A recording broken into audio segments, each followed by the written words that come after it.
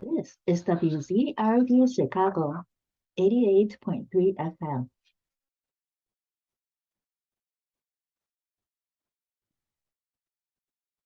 And we have with us at WZRD via Zoom, Bradley Lieberman. And we also have a wizard in training too.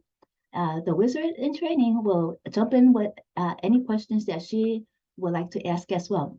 We invited her to do so. Sounds good. Awesome. Bradley, how are you today? I am doing fantastic. How are you doing? Very, very well. It's good to see you. Thank you. First of all, Bradley, we understand that you are running for mayor of the city of Chicago. Could you tell us a little bit about yourself and what in your experiences, what in your life convinced you to take on running for mayor of the city of Chicago? Okay, well, originally I'm from Iowa, and I spent many times in my childhood coming to Chicago, visiting Chicago, and being here as a tourist.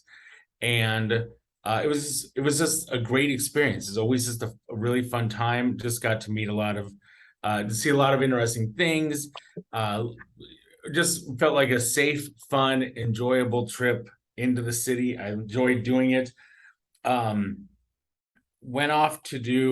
fell in love with the big city so much that after a while, I went to New York City and lived in New York City for a while.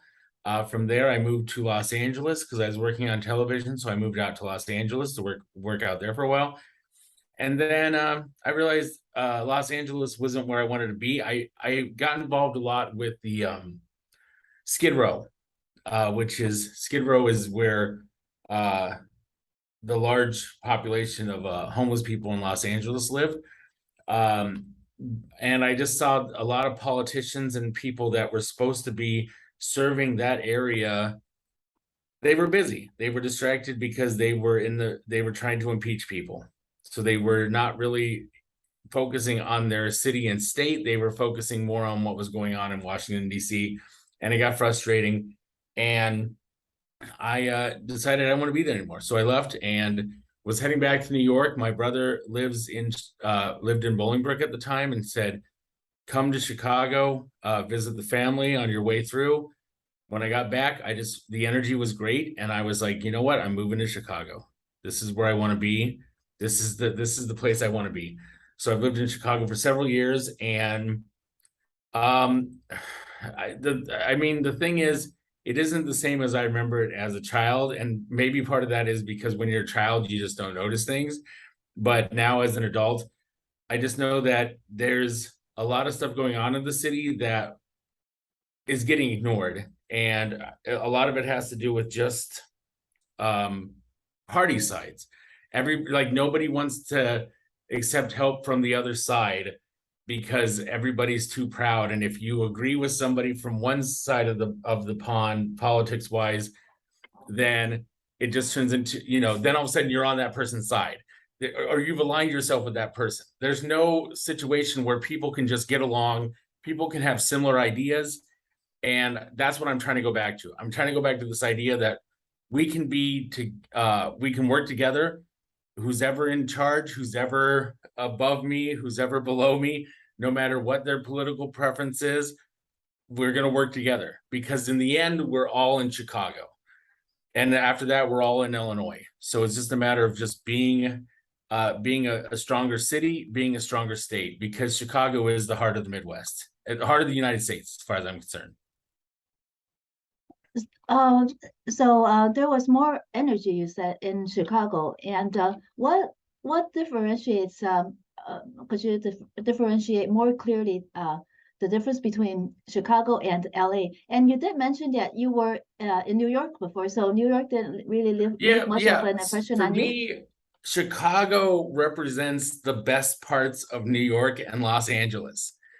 For example, the busyness, the get up and go, the moving around. That was, for me, that's a big thing. That was the hustle and bustle. That's a big thing about Chicago. But at the same time, you have the laid backness. You have the ability to drive. Like in New York City, I was walking everywhere. I was walking all the time. I was taking public transit. That's what I was doing. I got to Los Angeles. I'm driving everywhere. Here in Chicago, I live in Rogers Park. I can drive when I need to drive. I can hop on one of the trains that's available to me. I'm right next to the red line, fortunately. I can hop into the city if I need to do that. There's I can go to events when I want to go to events, but I can also be at home and be a homebody if I want to. That's the thing. With Los Angeles, it was a lot more of being a homebody. And in New York, it was a lot of me going out and going to events, talking to people, interacting with people. Chicago is the best of both, in my opinion. And like I said, I'm from Iowa. So that Midwest energy, that Midwest kindness that does exist, sometimes we lose it, but most people are very kind to each other. And that's something that you're not going to get in New York City. That's not what you're not going to get that in Los Angeles. That's something here in the Midwest. I mean, you get some of it because in reality, most of Chicago, most of New York, and most of Los Angeles are made up of people from the Midwest. That's the thing you're going to learn. But here, it's Midwest people, it's Midwest energy, and that's why I love Chicago so much. So Midwest energy that has not been diluted by New York or by Los Angeles is what you're saying. Yeah. Well, I mean, it's been diluted a little bit by this sudden change, this shift in energy about politics and things like that. And this whole idea that back in the day, you could just be Illinois or you could just be Chicago and that was the city and it was the city energy. Now it's turned into more of like, oh, we're a blue city sort of scenario where I think the energy has changed because you're associated with you have to be associated with a certain type of politics. And if you're not associated with that type of politics, then you're considered an outsider. And so there's a real divisiveness in there. And for me, it's not about being blue. It's not about being red. It's like getting along and being a nice shade of violet, like violet red or violet blue. There's plenty of violet shades to choose from. So what that's the energy difference. So what you're saying is that for the change that you want to see in Chicago and that you want to bring is that not being so against the other party, working with the other party instead of just sticking to party machines and then shutting everyone out that is not of the party. Because it's sort of like this. It's sort of the idea that if we as Chicago need help and somebody from a state, say, or we're blue Chicago, and all of a sudden somebody from a red state is like, we can send you help. And we're saying to them, no, we don't want your type of help because you're a red state. That's a problem because we are Chicago and it's not about being proud. It's about being accepting and being okay to say, hey, sometimes we need help and sometimes we can help others. It's not about laughing at the mistakes of other states and other cities. And if one of their policies doesn't go the way that they thought it was going to go and you agree the opposite of that policy, it's not about gloating about that. It's not about saying, haha, they failed because that's the way they think. When one city in the United States fails, it causes all of the United States to fail. The key is we're all one big country. And even though we're all different cities, we're still one big country. And that's the thing that people seem to be forgetting. If somebody has a bad day in Los Angeles, I'm not going to gloat at them for having a bad day in Los Angeles. If there's a way I can support them, I'm going to support them. Same with New York, same with Houston, same with Orlando, everywhere. It's just a matter of, we just need to get along. And but what I say, and I say it all the time, is Chicago is the heart of the United States. It is.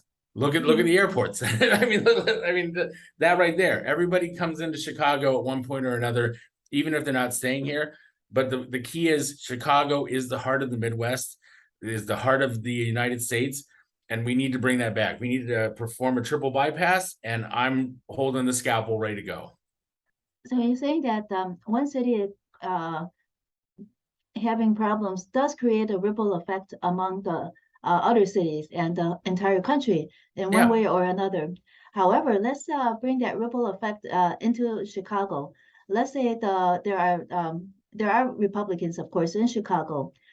Do you see the divisiveness between Republicans in Chicago and Democrats in Chicago, and how do you plan to address that? Well, that I think that's a big thing. I think that's a major issue because once you let's be realistic. Once you get outside of Chicago, it starts to go a lot less blue and a lot more red. And that's what I've learned from talking to people outside of Chicago. But the thing is, there's this resentment towards Chicago because of the voting that happens in Chicago. It causes, it doesn't represent the whole state. And I get that. I totally understand that. It happens in New York, it happens in California, it happens everywhere. But the thing is, there's good ideas coming from both sides. That's what the thing is. But we shouldn't shut down somebody's ideas just because they're wearing a red hat or a blue hat. Like if I'm going to just listen to the ideas. I want to work on common sense. I'm done with chaos. Chicago is loaded with chaos, and Chicago needs less chaos. It needs more common sense. We need to look at the issues. We need to say, how can we make these issues work? How can we make not everybody happy, but how can we make the majority of people happy? But at the same time, how can we tell people that aren't happy, we understand that you're not happy, but you've still got to respect the decision that was made? How do you see where the chaos comes from? Is it based on politics? Is it based on different social issues and individual priorities? Where does the chaos in Chicago come from? A lot of the chaos comes from, okay, citizens look at leadership for leadership. That's why they're called leadership. If you have an administration that does not respect its police officers, then you're going to have citizens out there that do not respect police officers as well. If you have a group of people that do not respect property, do not respect store owners, do not respect businesses, you're going to have citizens that are doing the same thing.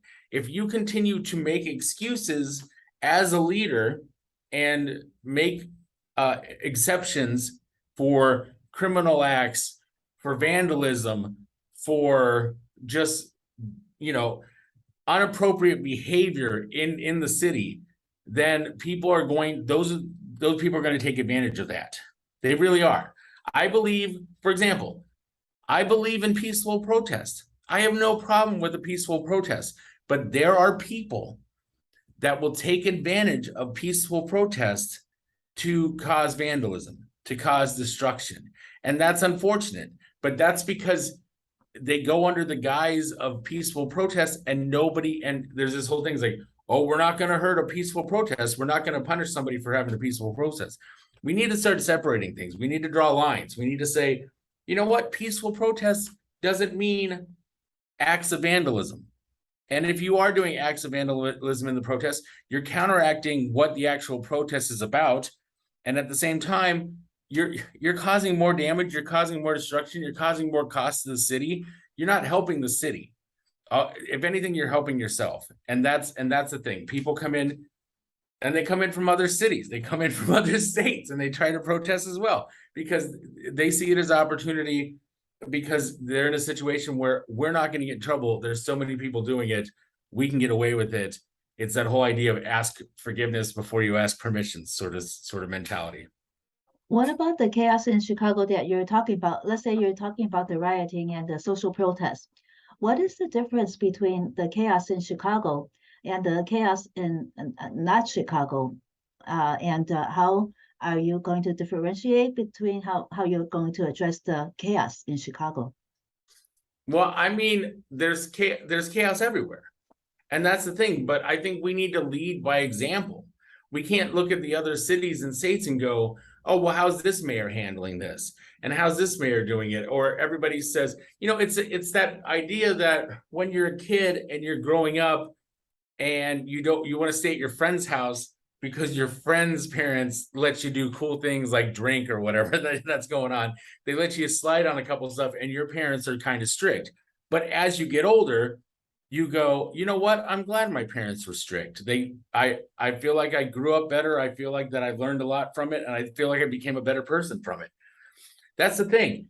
I can look around and say, oh, look what's going on. Look at the situation in New York City. I saw a video from New York City the other day where people were chasing officers into their cars, and they were shoving people in the cars. I almost saw a similar thing. Somebody posted a video from Chicago, almost the same thing.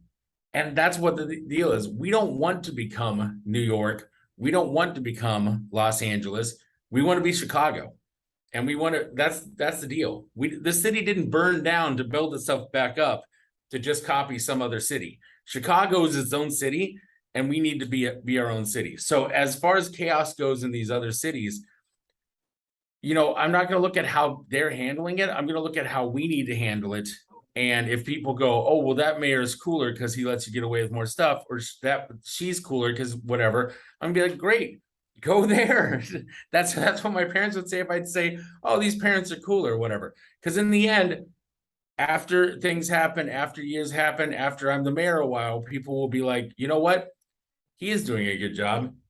This is a good city. I do enjoy living here. I'm proud to live here. The key is you need to be proud to live in the city you live in.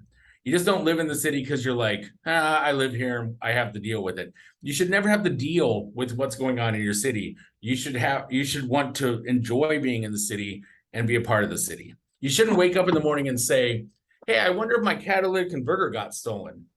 Like it's some sort of game of roulette. You should be able to wake up and not have to think about, is my catalytic converter missing?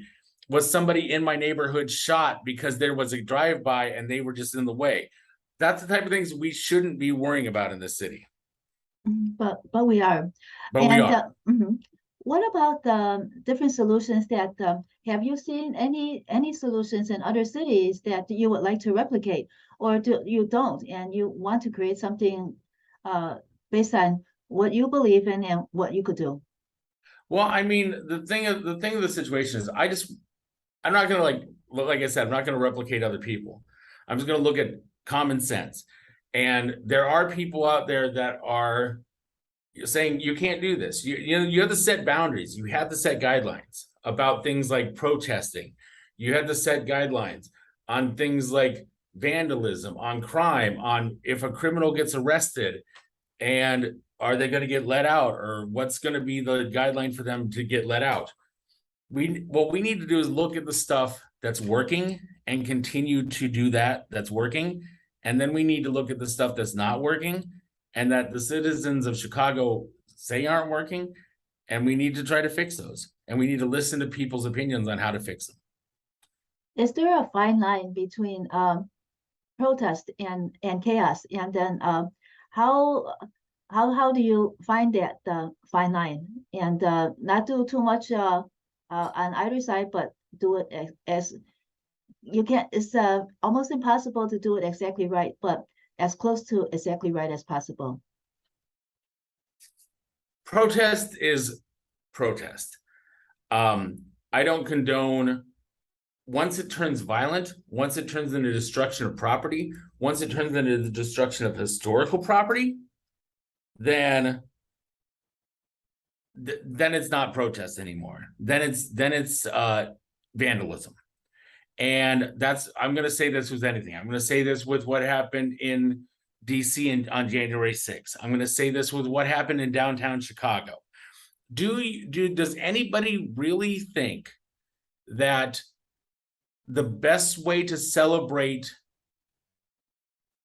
the life of somebody who has been shot is to go loot a Target, to go take things out of a Target, to go to different businesses and steal from them, take from them, film yourself taking from them, make comments to the point of, it's okay if you take from these businesses because they have insurance so they can cover these losses if somebody takes all their stuff. To drive businesses out of downtown, Dave & Buster's, Target, to make people feel so, it's not a matter of like if they feel safe or not, it's a matter of that they just don't feel respected, because we allowed that to happen. We allowed these things to get out of control, and all we had to do was pull back. I know that everybody's afraid, oh, I don't want to hurt anybody's feelings and I don't want to take away somebody's right to protest.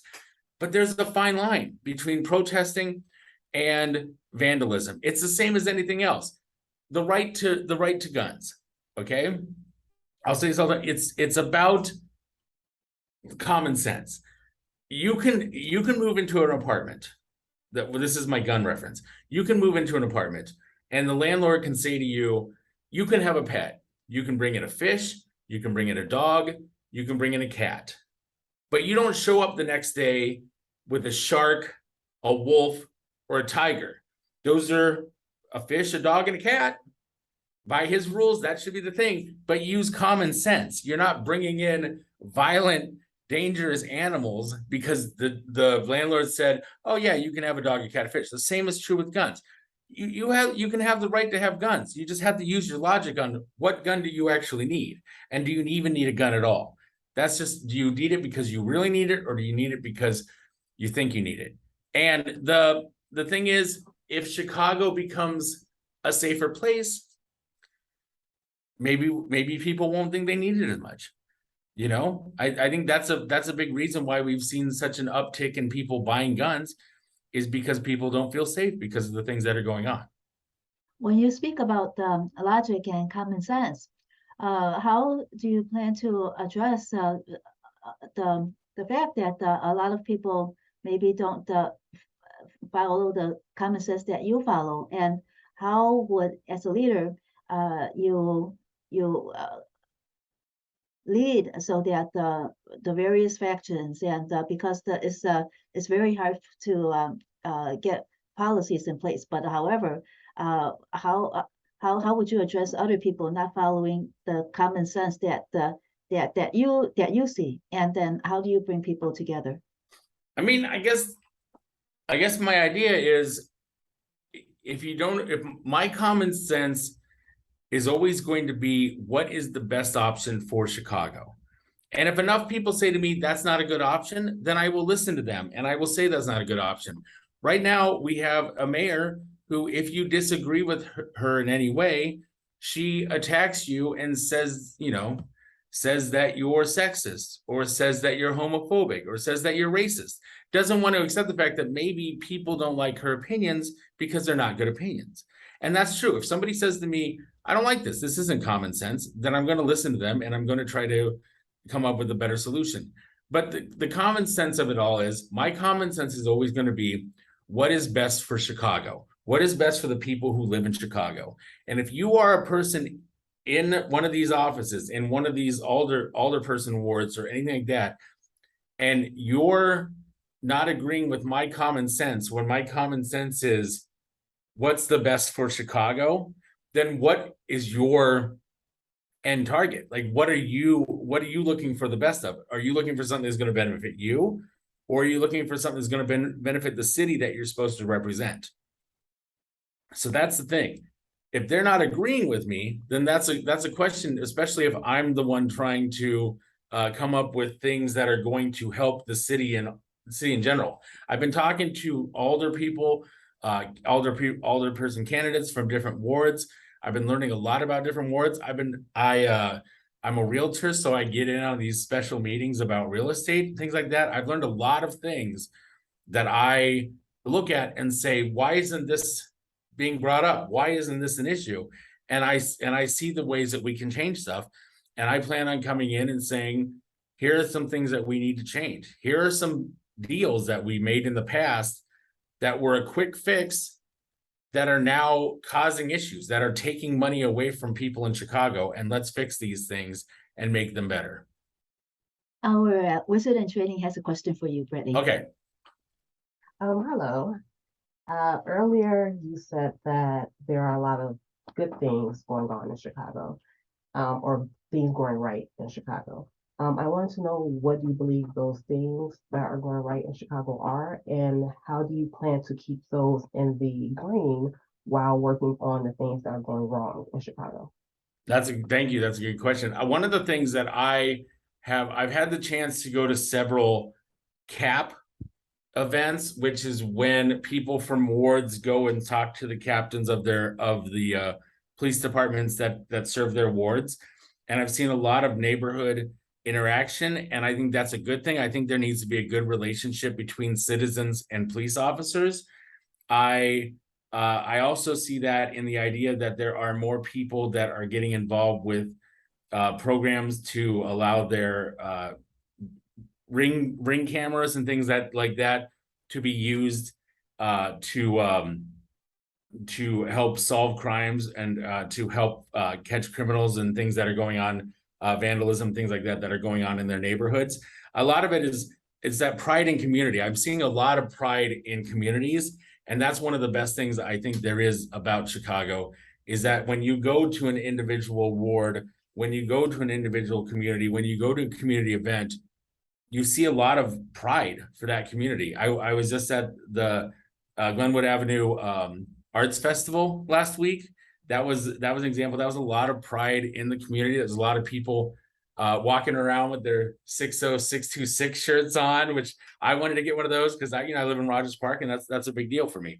So, but that's one thing. I think that, believe it or not, I think that that there are some good things happening with the CTA. I think there's still plenty of room for improvement with the CTA, but people talk about how dirty they are, and I'm like, you guys should live in New York City because these are pretty clean subway trains as opposed to Los Angeles and New York City. So I think they're going in the right direction. And I remember I came here about 10 or 15 years ago, and I hopped on a train to go through where I was going, and yeah, I remember the trains being just this scary, disastrous time, and I feel like they've really cleaned those up a lot. So,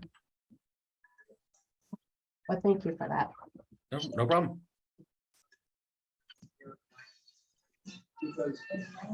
We also have Bill Morton, who is the president of the Rogers Park Chamber of Commerce, joining us on the interview as well. Hi, Bill. Hello. How's it going, Bradley? Nice to see you. Thinking back about that Glenwood Avenue Arts Festival, that was really a good opportunity to communicate with our residents of Rogers Park and the entire city as well. I know that we were asking the question, what is your need in the community and what can the city of Chicago do for you? Could you tell us a little bit more about some of the conversations you had with the residents?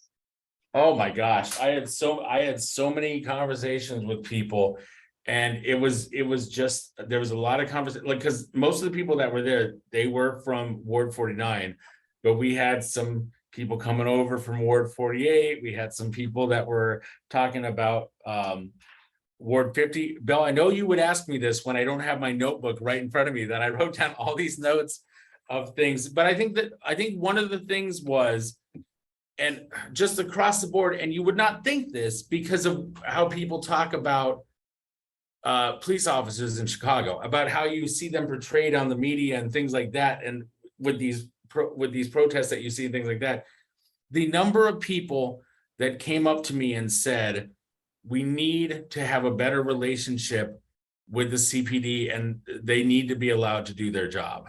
And I see it all the time. I did something on Nextdoor app where I said, what are your biggest views and what are your biggest concerns? And the number three concerns are a better relationship with the police department, allowing the police department to do their job, a better look at the homeless population and the homeless situation. And I have lots to say on that from my experience in Los Angeles as well.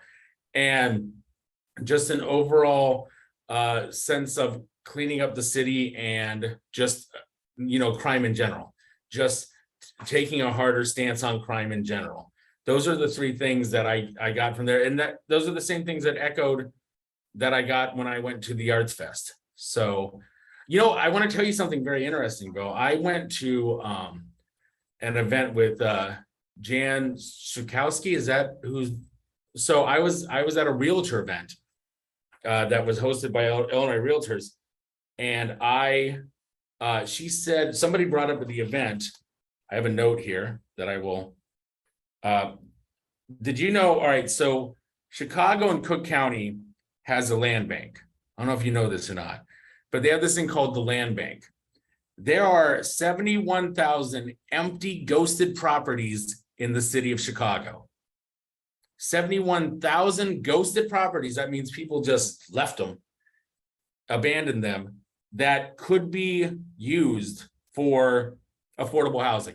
These could be converted into affordable housing. They could be, developers could take advantage of these. They could come in, they could clean them up, they could make them into affordable housing, they could do a lot of things with them. The situation is when you're in a city like, I'll say like San Diego or something like that, this process takes about 90 days to clear out these houses. In the city of Chicago, it takes 2 to 4 years for this process to get done. And why that's is that? Why is that, Bradley? I don't know if it has to do with red tape. I don't know. That's one of the, I found this out, and that's what I'm trying to find out. I'm trying to find out why would it take 2 to 4 years for something, and people can try to blame COVID, but I'm done with that. There's too much people blaming COVID for things being slow on a lot of things. We're past that point. People have adapted. There's no more excuse to say, oh, we can't do this, or we have to shut down court dates and we have to do all sorts of stuff. It doesn't exist anymore. You can't use COVID as an excuse anymore. But yeah, 71,000 empty ghosted houses. I spoke to a gentleman from Ward 1, an older person from Ward 1. I went to an event that he was hosting, and I found out that the schools in Chicago are running at 30% capacity. All the schools in Chicago are running at 30% capacity. So we have 60% capacity that's not being used for students, which, by the way, I'm kind of okay with that, because I think that's a better student-teacher ratio. In my opinion, I feel like hopefully that's turning into a better student-teacher ratio. But a lot of that's because people moved out of the city and they moved into the suburbs, things like that. But the thing is, why aren't we taking that space and why aren't we turning it back into kitchens, shops? Why aren't we teaching home economics again? Why aren't we teaching shop to the kids? Why aren't we teaching financial responsibility and financial education to these kids? So, I mean, that's the stuff. If we've got the space to do it, and it's not being used to capacity, why not? And I also found out, speaking of, because I know mental health is a big concern of yours, Bill. I found out that at the corner of Fullerton and Francisco, there is an empty, abandoned mental health hospital that nobody can get access to. That I asked the alderman, I said, can I see that? And he said, I can't even see that. They won't even let me see that. So Who owns it? Who owns the property? that's another thing I'm trying to figure out. Like I got these notes as I talk around people. And then the last thing I was going to say about that is I found out that which wards is it? Ward 1 and Ward 19, I believe, are running a program. I don't know if you guys knew this. They're running a program called for alternative crisis management. That's where somebody makes a 911 call and they say, I'm suicidal, or somebody's threatening to kill themselves. They send out a police officer, a paramedic, and a mental health therapist.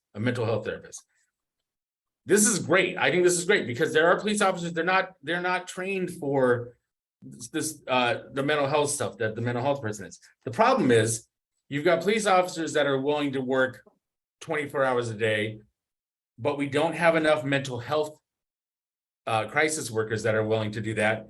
And I found out that they think they were saying the program was a failure but it turned out it was because it was only running from 10:30 a.m. to 4:30 p.m. because they couldn't staff people to run the mental health part of it in the evenings and on the weekends. But primarily that's when the mental health crisis things happen that you need the police for, are on the evenings and on the weekends. So we just need to put a call out and find more people that want to be involved with mental health and mental health therapy. And more resources. More resources. People are trying these programs How can we and help they you? look like they're being successful. It's just a matter of we don't have the resources. We need more resources. Yeah, I believe that we do have a lot more resources that are unutilized, that are Yeah. just Oh, I'm out so there sorry. I and not, didn't put it into um, the not my really being calendar, I think. used. And I I'm think so that we sorry. Were can you do this supposed to be better. scheduled for We the can be meeting more today? efficient, and we can benefit Oh, the people let's reschedule. more if Sorry about that. we're able to you know, just I'm organize. doing an interview right now. Yeah. Could you call me back later? Thank you. Sorry about that.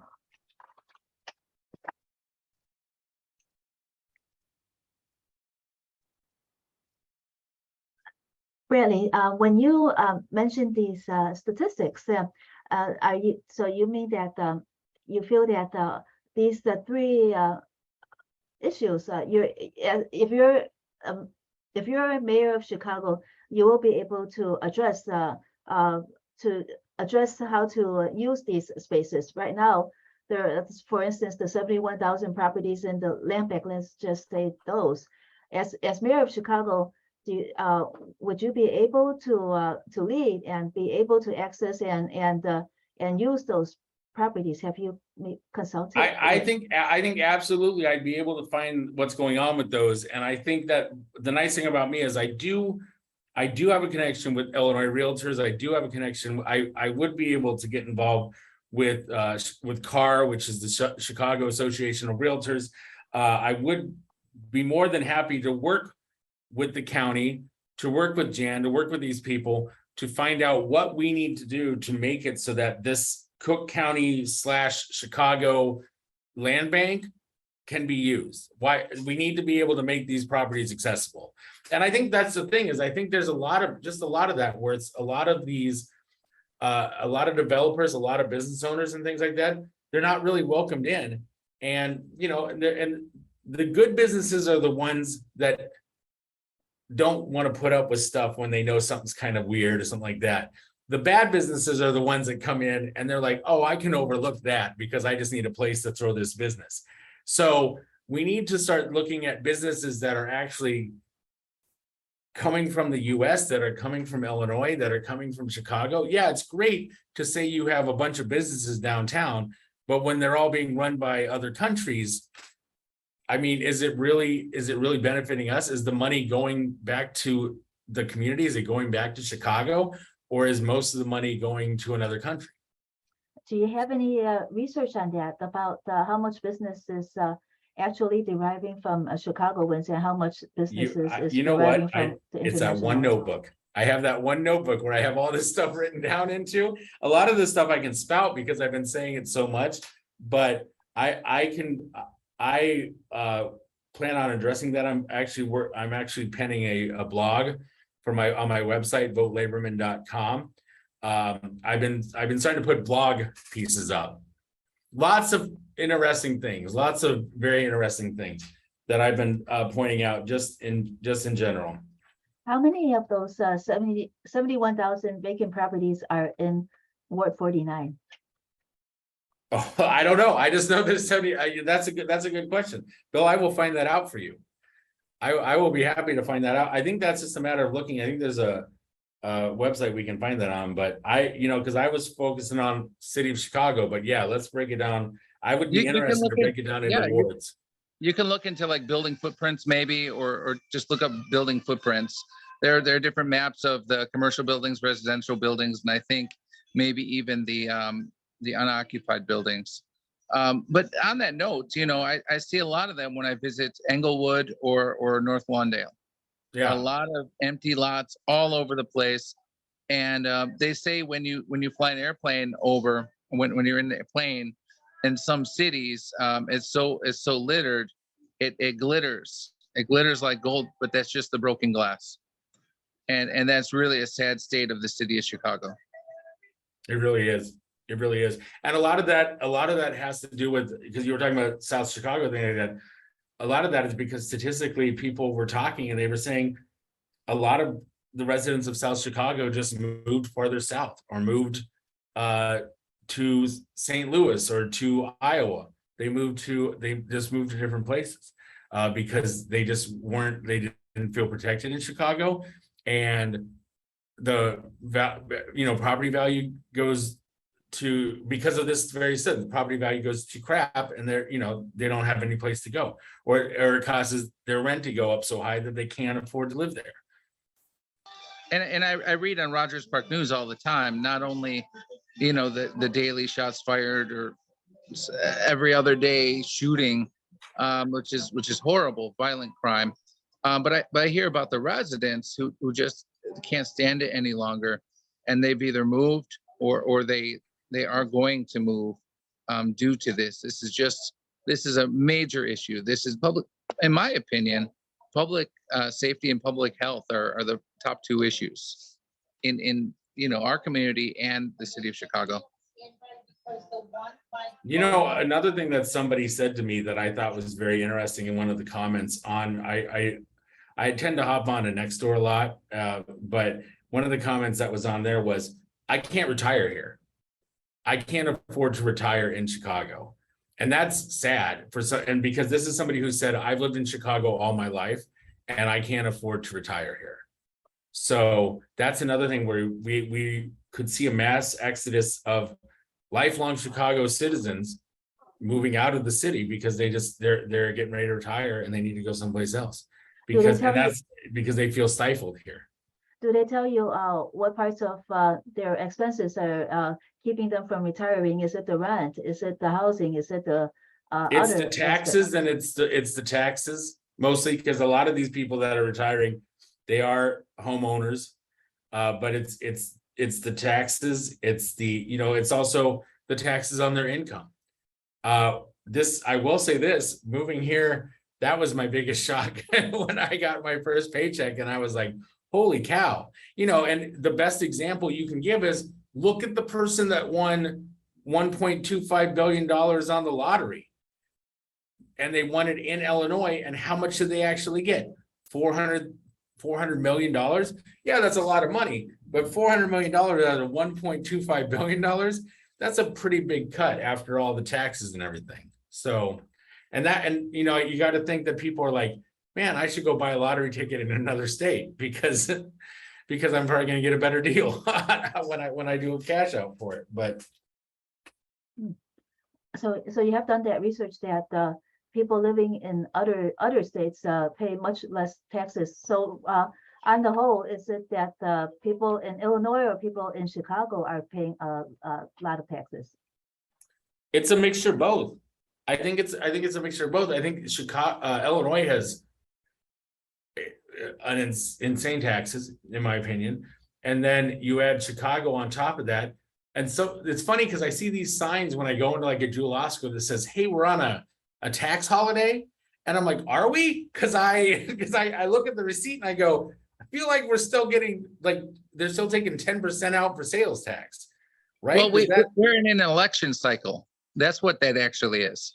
Maybe. Yeah. Oh yeah.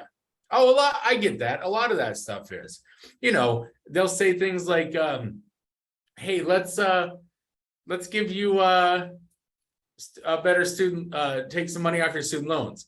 But wait, we got to figure that out. It might not get figured out until after November. Let's figure that. But we will figure that out. And then I see all these people posting stories like, they're decreasing our student loans and this and that. I'm like, nobody said that. They said, yeah, we're gonna maybe do that, but we have to research it more and we have to find more information about it. And that's the thing. It just needs to be a lot more straightforward, because people think, that was this. Trump did that too. He did this thing where he said he was going to exempt payroll tax or something like that for like 3 months. And then nobody wanted to do it because but it was up to the actual people to do it. He said, I'm writing this off and nobody has to pay federal taxes on their payrolls for the next 3 months. He wrote that up. But then it turned around that like my boss didn't do it because he goes, I'm not going to do it because what happens if they change their mind and then it's going to come back on me, or I have to pay it later on, or you have to pay it later on. That's the thing. They don't tell you the whole story. They just say, here, I'm going to fix a Band-Aid. Here you go. Or, hey, I'm a mayoral candidate. I'm going to buy you $50 worth of gas. Here you go. Here's me giving you gas. By the way, I'm going to exhaust the police force in all the areas where the gas gas giveaways are. And I'm not going to actually reimburse those people the best that I possibly could for wasting all these police officers' time that they have to babysit people in cars. And also people that are like showing up with empty tanks who are running out of gas and then blocking the road because they were so desperate for gas. Sorry, there's a couple candidates right now that I'm just like, one of my fellow candidates posted a picture of his bus on his social media this weekend. And I said, I think Chicago is tired of people spending money on frivolous things. Like, why would you, as a mayor of Chicago, why would you need a bus to drive around when we have CTA, when we have cars, when there's plenty of different ways that people can get around? I feel like I'm driving my own car. I'll hop on the red line and come into the city if I need to walk through the city. It's just confusing to me when I see people spending it on things that are and then he said, now could everybody contribute $25? That would be great. And I'm like, for the gas for your bus? Because how much is it costing you to run this bus? So sorry, that's a sore point for me. That was my weekend. So I was just like, what is this? This guy's got a bus. What is this? This is very confusing to me. You mentioned earlier that Mayor Lori Lightfoot is just doing whatever she wants. But what about the previous mayors before her? Were they doing everything that they wanted as well, or not? Oh, you mean like working out some deal to sell off the parking rights to the city that somehow involved their son or some other relative that was involved in that sale, and doing it as some sort of like, oh, we're going to make 1.25 billion for the city and we're going to pay things off, but we're not really going to pay a lot of stuff off, and there's going to still be a bunch of pensions that haven't been paid off yet. And then realize that 5 years later, or however many years it is, that the city is now losing, at a minimum estimate, $600 million a year on parking. The city is losing $600 million a year. Math-wise, if we sold the parking rights for $1.25 billion, that means in 2 years, we would have been able to pay off that deficit of $1.25 billion that we needed to pay off so bad. If we would have just budgeted the parking money better, if we would have budgeted, did the whole budget a lot better, we wouldn't have had to give this money to private investors or private parties that now run the parking. And that's something I'm going to look into. I'm going to look into getting that back, because it's less about their want to make the city of Chicago better. It's more about, how was this deal actually come across, and is it in your best interest to just, reverse the deal and here's some money for your trouble, rather than go into an investigation on how exactly this deal was developed. I'm interested in that. I'm interested in their view on that. But there is a lot of things, and the Skyway, a lot of the stuff. There's a lot of things that previous administrations have done to put Band-Aids on gaping wounds, and we need stitches. You need stitches, and a lot of Neosporin is what you really need, not just a Band-Aid and a kiss from mommy. And that's what these past administrations have been given. And that's just, it is. A lot of them, they were politicians. That's the deal. One of the biggest things I got when I was at the Arts Fest, for example, was people would say, what's your political background? And I go, I don't have a political background. And they would say, that's perfect. That's great. That's what we need. And I'm like, cool. I'd be concerned. I think they were going to come at me with like an attack and say, oh, you're not a politician. Well, what do you think you're doing? Same thing with somebody said, good luck. There's 11 people running against you. And I'm sitting here at the Arts Fest that day going, where are they at? I haven't seen any of these other candidates. I've been to 2 events. I went to this event, and the weekend before I went to an event, Central Romero had their Mujeres on the Run, 5K run that they hosted at Lincoln Park. Nobody showed up for that either. It's the Latino community is a very strong community in Chicago. It makes up a good portion of Chicago. And the fact that nobody, not even their alderperson from their own community, showed up to support this event just blew my mind.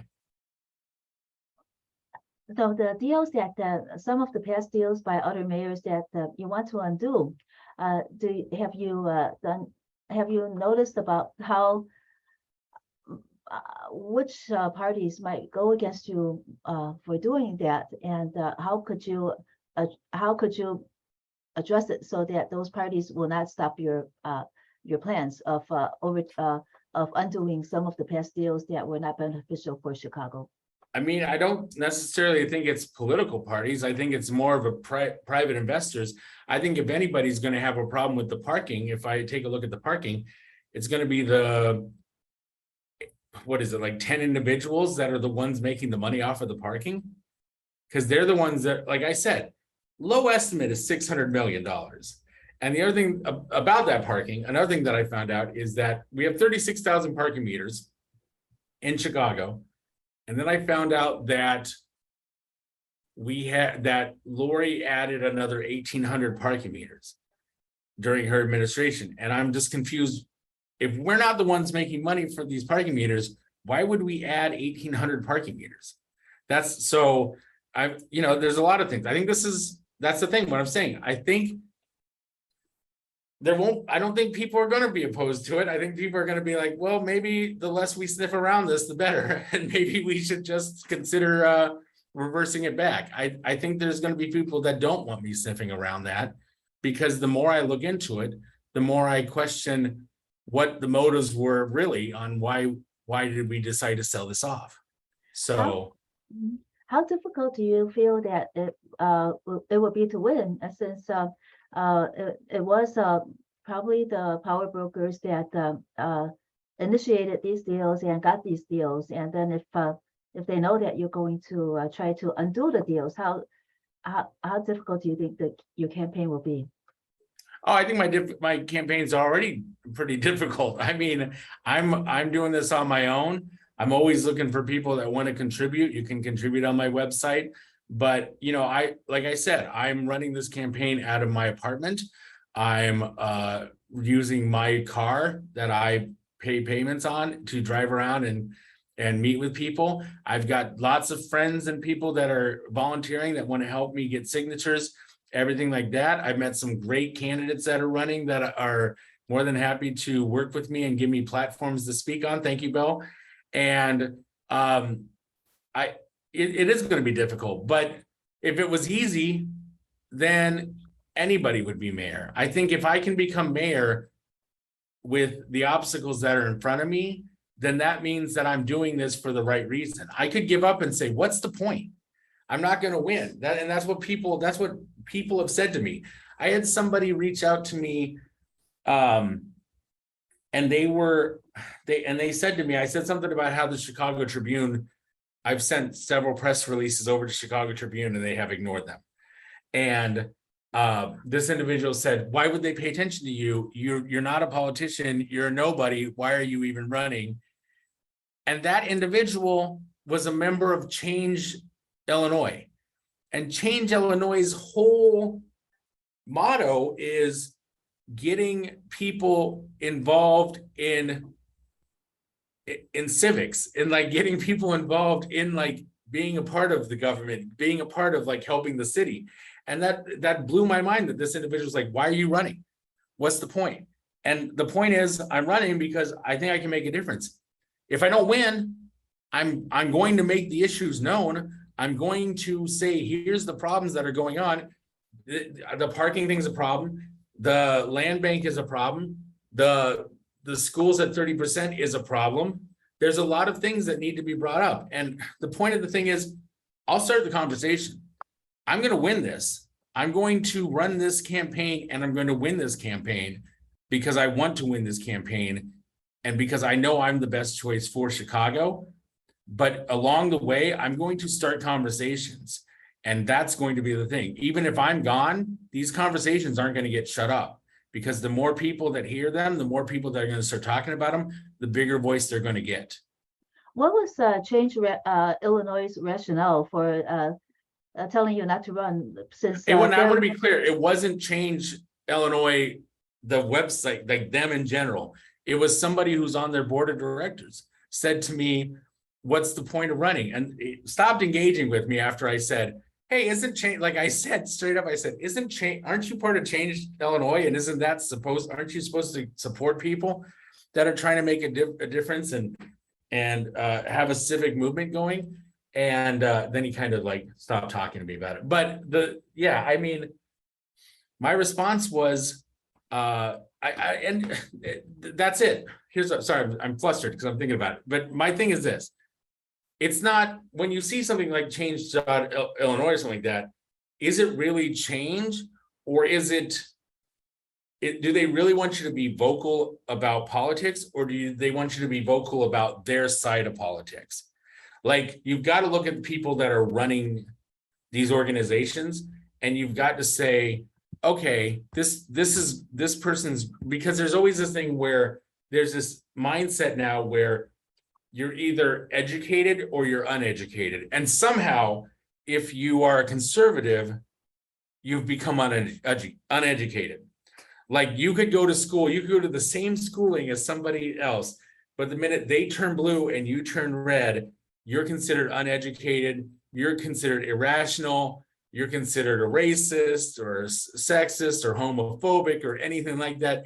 And there should never be, I remember 2016 to before 2016, you could have a difference of opinions in politics and everybody got along. My friends list changed dramatically after 2016. And it was very eye-opening to me about just how you could have different opinions on things. And for me, I look at things, everybody makes mistakes, everybody, you back one person and then you go, I don't like that person anymore. You change your mind. You're like, oh, this person wasn't what I thought they were going to be. I've constantly changed. That's why I like to say I'm common sense. That's why I like to say I'm down the middle. And I'm just going to vote for what I think is the best choices for people. And earlier you mentioned that 2016 was when people stopped talking with each other across the bridge. Yeah, I mean, I think that's what it was, and I'm really, it's not been made a secret that Bailey's in right now because Pritzker kind of helped push that, like paid for that to happen. And I'm starting to think that this happened prior to 2016, and they were doing this, and people were doing the same thing, thinking we're going to help back a candidate who we think has no chance of winning, and then that candidate ends up winning. That's all I'm saying about that. I just think there's a lot of that going on, and that should be right there. That should be right there. This whole thing that went on where where Pritzker openly said his campaign gave money to the Bailey campaign, or gave money to pay for advertising to support the Bailey campaign. That's not politics anymore. That's I don't know what that is. That's kind of deceitful in a way. Don't you think that in any way? I mean, it's very interesting to me because it's no longer politics. It's no matter about these are the best issues. People are giving us money to help fight the causes for the issues we believe in our party, and then they're taking the money and they're using it to pay for another party with different issues. So I don't know. That's, for me, there's a lot of weird stuff going on. Good. And I just want to be down the middle. This is WZRD Chicago 88.3 FM. And we have with us at WZRD, Bradley Laborman, candidate for mayor of the city of Chicago, Bill Morton, president of the Rogers Park Chamber of Commerce, and also a wizard in training. Bradley, when you mentioned that there's a lot of chaos, what are the most encouraging parts? So what happened to you during your campaign that is most encouraging to you, that or if there is anything that is most reassuring to you that you are doing the right thing by running? It's the people. It's the people talking to me, and it's the people echoing what I'm saying. Or it's when somebody comes up to me and says, here are my concerns. And I can say to them, you know, if you go to my website right now, these same concerns are listed as platforms on my website right now. It is amazing to me the amount of people that came up to me, and I can honestly say this, like at everything that I went to, at both events that I went to, I've talked to tens of hundreds of people, okay, at both these past events. I can honestly say there was not one person that said, I don't agree with you on these things, or had the same views that I had on things that were going on. That's reassuring to me. That's reassuring to me. I looked at the elections for the last time that there was an election here in Chicago, and I saw that Lori Lightfoot had 90,000 votes. She won with 90,000 votes. And I told the girl, the campaign manager, I'm like, that means getting 100,000 people to agree with you doesn't seem impossible when I've talked to about 200 or 300 people already, and they've all agreed with me. They've all had the same similar things. I think the key is the other thing that somebody said to me, and I think that's been reassuring for my campaign, is somebody said, you're actually listening to me, or you are easy to talk to, and you are listening to what I have to say. You're letting me talk. You're voicing in when you want to, when you feel the need to voice in, but you're not talking over me. You're letting me talk. You're letting me voice my opinions on things. And that's the thing. If people don't feel heard, then people will go to somebody who will listen to them. And I want to be the person that is listening. I'm going to be the one that listens to people. You mentioned that Lori Lightfoot won by 90,000 votes. Was that like 90,000 votes over the second candidate, or did she get? Oh, no, that's what I'm saying. That's what I meant.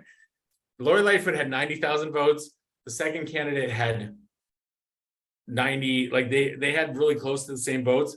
The third candidate, and then Willie Wilson came in with like 55,000. There was a huge gap between the top three and everybody down below. And as far as I can tell, everybody who's running against me are people that ran last time and didn't make it. So what you meant is that Lori Lightfoot got a total of 90,000. Yeah, that's what I meant. Yes, I'm sorry. She got, I don't know the exact number. I'm just gonna say 90,000, but Lori Lightfoot won with a number that I thought was extremely low, considering that you have to get 12,000 signatures to even run in the first place. And that's essentially like a ninth of how many votes she got. So, I mean, I thought it was fascinating that I was going onto this website, thinking that these numbers were going to be in the 100,000s or 200,000s, considering how many people we have living in Chicago. But even in the actual election, I think she won the main election. She won the runoff election with 90,000. I think the second time she ended up winning, it was like 200,000. And that makes a little bit more sense. But with the number of people that we have living in Chicago, that just shows to me that nobody cared. I want to be the candidate that people care about. I want people to like actually want to get out and vote, because they're like, if we let this guy not win, we're going to be stuck with just a different version of Lori Lightfoot. Or by some freak of nature, we're going to be stuck with Lori Lightfoot again. I mean, I honestly don't see her winning. I haven't seen any positive thing of her winning, but at the same time, what's the difference between her and what's Susan King? Is that it? Is that another person? I don't know if that's her name or not. I don't know a lot of the other mayors. I'm focusing on myself, but all I hear is that they're just different versions of Lori Lightfoot in different forms, and everybody's on a team and everybody's got an agenda, whether they're with the school board, whether they're a millionaire, whether they're already the mayor. Everybody's got an agenda, and my only agenda is Chicago. For let's see, the Democratic machine, have they reached out to you at all? And if they have, what did they say to you? Or No. even even the Republican Party, if you could No, disclose. but Forward Party reached out to me. The The Andrew Yangzu Party reached out to me. I will say that I've had more support from conservatives on things. But a lot of people I talked to were independent. And that was, I thought, was pretty fascinating. The number of people that came up to me and they said they were independent. I don't like to use the word independent. I think I offended a woman because I said, I feel like independent is an automatic campaign killer. It just say you're an independent. And she's like, well, I'm independent. And I go, well, I didn't mean it that way. I'm just saying, just from experience. But yeah, I don't know if I'm edgy enough for the Forward Party. I don't know if the Forward Party was even considering having anybody in this election, but they sent me some stuff to fill out, and they offered to talk to me about it. So that's what I thought. But there are other people that are running that, and I think that's the thing, is the Forward Party can have a couple different candidates that they want to, because they're pretty much like I am. They're like, you know what? It's not about party. It's about what makes the most sense. It's about common sense. So what about Lori Lightfoot? How different was her position when she was running versus your position when you are running now? Any comparison? Okay, well, I wasn't here when Lori ran. So I came here as the end, like Lori was already elected. But from what I understand is everybody was like, she's going to be the big change. She's going to be the one that makes the big change. And then she got into office and everybody was like, nope, she wasn't. She's just going to be a different version of herself. And I don't know what it is. I don't know if it was stress or what it was. I'm going to give an analogy here. So I told you I've been on television, I've done radio, I've done movies. I've been in the limelight. I've had my 15 minutes of fame several times. I find that a lot of politicians nowadays aren't running because they want to be politicians. They're running because they want to audition to be on MSNBC, or they want to audition to be on Dancing with the Stars, or they want to audition to be on The Masked Singer. What they're doing is, I see a lot of people that try to be edgy and try to be cool because they're trying to get in the spotlight. They're trying to be like, oh, I want to be trendy. I want to be trend on Twitter because I said something mean to Donald Trump, or I want to be on Twitter because I told a business owner in Chicago to F off. Like, no, I've already been trended on Twitter. I've already been on, in movies and on television. I don't need to be on the limelight. I mean, yeah, I'm going to go out and dance when Lollapalooza happens because that's cool. Because I want to be a part of that. That's some fun stuff. And yeah, I'll make fun TikToks that'll be a lot less cringier than the TikToks that are going out now from the mayor's office.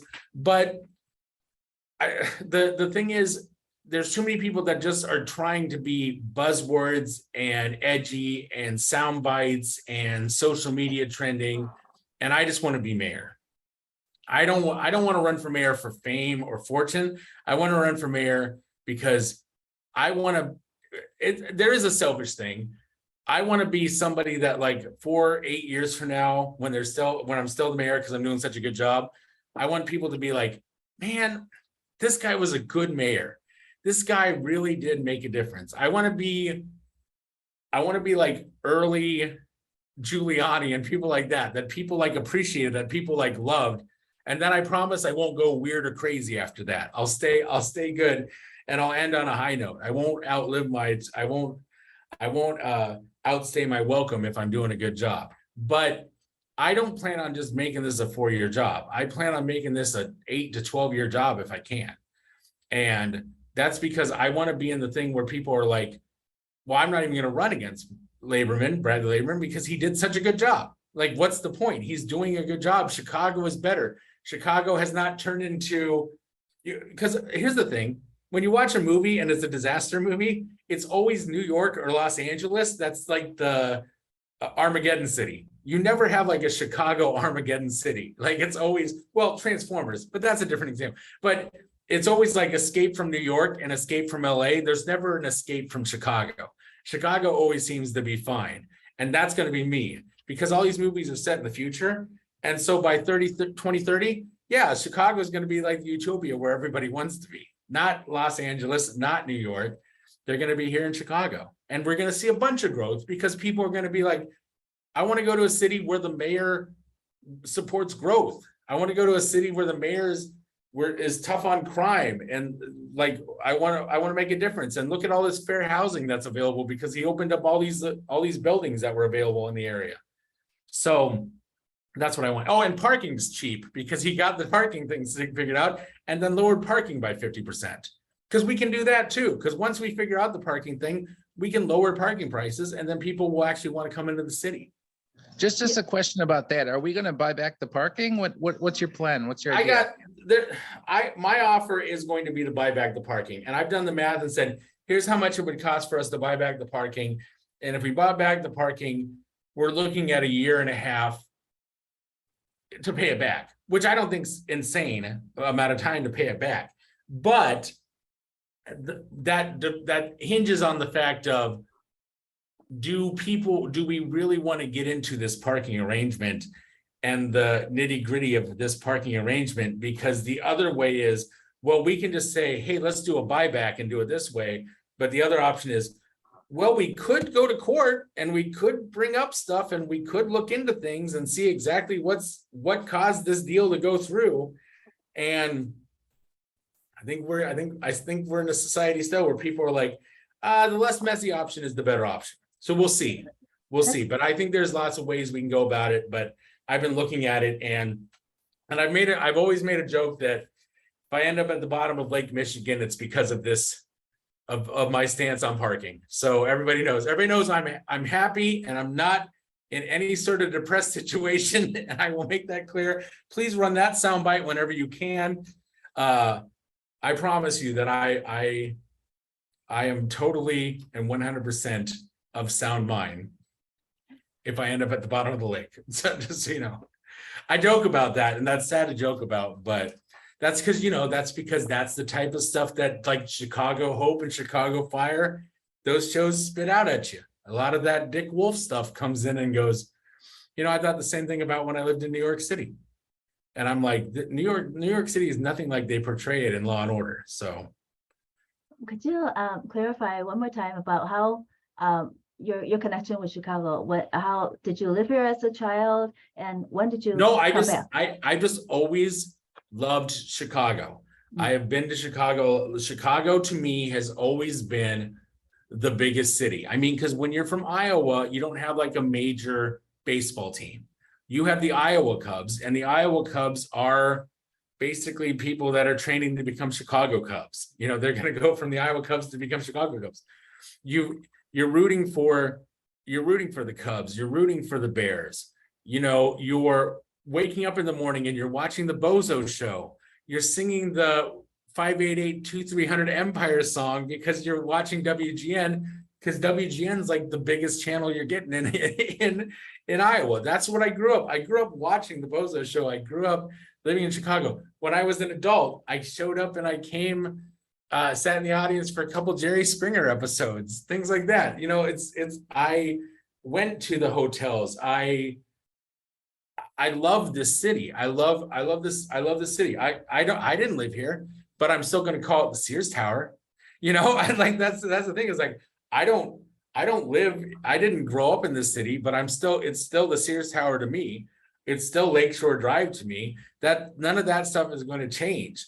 And I think the other connection is that I had friends and family that were from Chicago because, I was involved with the University of Iowa. And so I have friends now, even professionally, friends that lived in New York, friends that lived in Los Angeles that are from Chicago that I talk to now. And they're like, and they say to me, I will introduce you to people that will help you with your campaign. I moved out of Chicago because I don't want to be there anymore. But if I can convince them to move back, and that's been happening. What's been happening is, with COVID, I saw a lot of actors and comedians that I worked with moving back to their hometown. Nikki Glaser moved back to St. Louis. she was on the East Coast. She was in Los Angeles. She lived in New York too, but she moved back to St. Louis to live with her parents in St. Louis. And it's just, when I moved back to Chicago, and a bunch of people, I see it all the time, people saying, I just got here from LA. You know, Chicago has a very strong growing movie film industry going on in Chicago. Do you That's plan to- another thing that I would like to highlight. And I'm sorry, what? Do you plan to increase that if you are elected? Oh, mayor? yeah. I want people to want to move to Chicago. That's what I want. And the best part about Chicago is you don't have to worry about a hurricane or a tsunami. You know, you don't have to worry about like a hurricane hitting us from one side. You don't have to worry about like, you know how many times in Los Angeles, there'd be like an earthquake in Japan, and I'd be like, okay, well, this is gonna be the one that gets a tsunami, and then we're gonna get a tsunami. But I mean, you have to, maybe it's an occasional earthquake, maybe a tornado, but you know, it seems like this is a better place to be. You can live in Chicago. You can then go to the East and West Coast if you have gigs going on at the East and West Coast. You can go down to Dallas if you need, or Houston if you need to. You can go to Florida because we're in the hub. We're in the transportation hub by being in Chicago, and we need to grow that. And how long have you been in Chicago then? Oh, I've been in Approximately. Chicago for over 3 years. So don't hold that against me though, I promise. I've been paying attention for a lot longer than that. And why did you choose to live in Rogers Park? I chose to live in Rogers Park because I wanted to be close to the lake, and I'm about 4 blocks from the lake. That's just something from being on the East and West Coast, is just being closer to the water if I can. I lived by the East River when I lived in New York, and I lived by the ocean when I lived in Los Angeles. And so for me, it's just, I like being by the water. Rogers Park, because I do work in the North Shore. I do my real estate office, I'm up in Glenbrook. But it's nice for me because I can go up to here, no problem, but I can also hop the train, go down to the city, be involved with the things that are going down in the city. I feel like I'm very connected. And it was nice to move, because before that I lived in Albany Park. And that was a good place too, but now I'm closer to the train. I'm right on the train line. There's lots of fun events going on.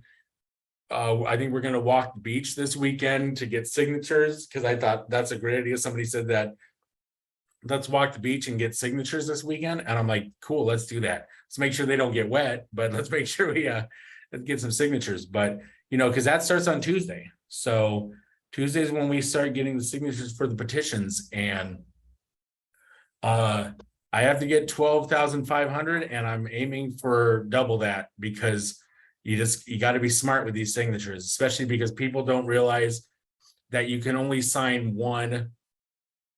If you sign 2 different people, like if somebody signs mine and somebody signed Bill's, that'd be one thing. But if somebody signed mine and then somebody signed Jamal Green or something like that, then it would be they would cancel each other out. So you've just got to be ready for that, because people don't realize that you can't sign more than one of those for a specific candidate. Okay. Yeah, we heard something kind of opposite from that people could often might sign on 2 candidates or more, but it's up to the objector to find those duplicates. Well, and I think that the deal is this. I think that you could have somebody, like, so example, if I get a signature and somebody signs Jamal Green's signature and we both get the same signature, I don't think we're going to argue with that, because we both need the signatures. But like Willie Wilson could come in, and that's what I've heard, is Willie Wilson is notorious for voiding out people's signatures. So he's notorious for like nitpicking the signatures and making sure everybody's got the right numbers of signatures for everything. So that's what we need to be careful for. Because I think Green didn't even end up, he got disqualified because he didn't end up getting enough signatures because of something similar to that. So that was what happened to him in 2019. So see, I've been researching all this stuff. So Well, Bradley Laborman, thank you so much for joining us on WZRD at Chicago 88.3 FM today, and sharing a little bit about you and why you want to be elected mayor of the city of Chicago. Thank you, Bill Morton, and thank you, Wizard in Training, for also joining us today in this interview. Have a great day and be safe. Thank you. Thank you so much. Thank you.